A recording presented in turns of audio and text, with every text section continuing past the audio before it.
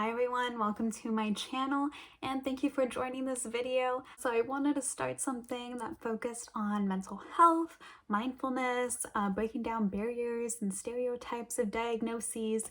But this video today will be focused on some misconceptions of therapy. So let's get started. Misconception number 1, therapy is expensive. Yeah, it definitely can be, but it depends on where you look.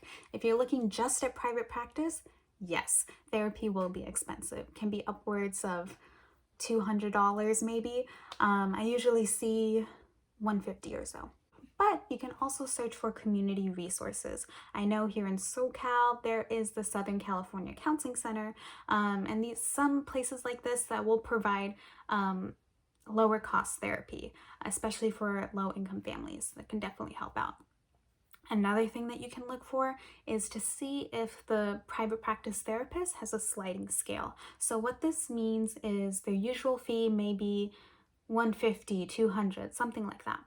And you can talk with them and say, I really want to see you. I just don't think I can afford, I don't think I can afford this every week. And if they have the sliding scale, they can say, okay, well, how about we can do 75, we can do 50. This is just an example. Sometimes they can even go lower. It depends on them. All you need to do is ask. Misconception number 2, the therapist needs to be licensed. Pause. Just because a therapist is not licensed doesn't mean that they won't be able to provide good therapy. I'm an associate. I know plenty of other associate marriage and family therapists who are absolutely amazing. They also can be cheaper too if they're doing private practice. Sometimes I've seen like $50 to $75. It's not too bad. Associates sometimes are the way to go. You never know. You could find your one through there. Misconception number 3, I'm gonna find my therapist right away. Yeah, that's not always the case. Well, actually, it depends. If you find the right one right away, congrats, you did it. Let's get to work. If you haven't, it may take a while to find that therapist that is just for you. Say you're on your 4th therapist and you're just like, it's not working, I just can't find anybody. First off, you may want to figure out, is it the therapist or is it yourself? Are you really trying to work on yourself?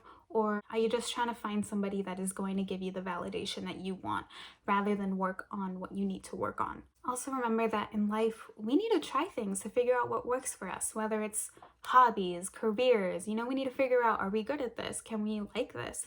So why not do the same for your mental health? Try to figure out what works for you. Your therapist is out there, I promise you.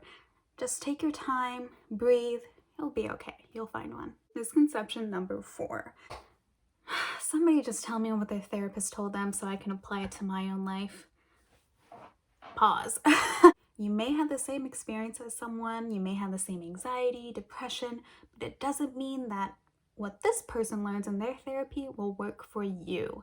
Again, this person may like more talk therapy, wanting more validations, while you may want coping skills. You want to be able to learn how to meditate, you want to learn the paced breathing, all these kinds of things. It depends on the person. Just remember that you have to have your own journey. Everyone's journey is different, so take your time with yours, walk the path that you feel like is best for you. And remember, another thing, you can always talk to your therapist about what works for you. So say your therapist uses worksheets all the time and you're like, I can't handle this feels like homework, I feel like it's not helping. You can communicate that with them to let them know I feel like it's not working.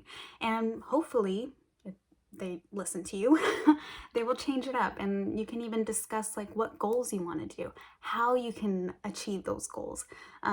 Is it through this certain type of therapy, CBT, DBT? We can go over those another time. Or, do you really just want to do talk therapy? Do you feel like you need coping skills more? Just talk with your therapist and see if you can work that out. Then I encourage you, if it doesn't work out, to find another therapist. But communication is always key, right? Misconception number 5. Therapy is advice giving.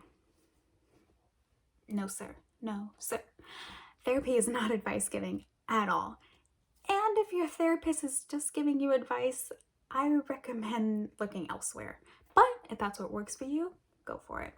Therapy is speaking with an unbiased individual about the events that you're going through, trauma that you may want to work on, and finding ways for you to heal. And ultimately, you can have a personality change to where you're better able to cope with things. You're better able to handle the anxiety, handle the depression, to where it doesn't affect your day-to-day life.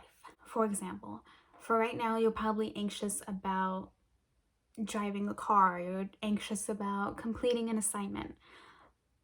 We are able to help you learn coping skills or change that mindset, figuring out what that fear is. Why do you have that fear? What is going on? How can we tap into what is underlying all of that? And once you're able to figure out, you're like, oh, it's because I was in an accident like 5 years ago. So now I'm just scared to drive. It's like, okay. Then we figure out, how can we help that?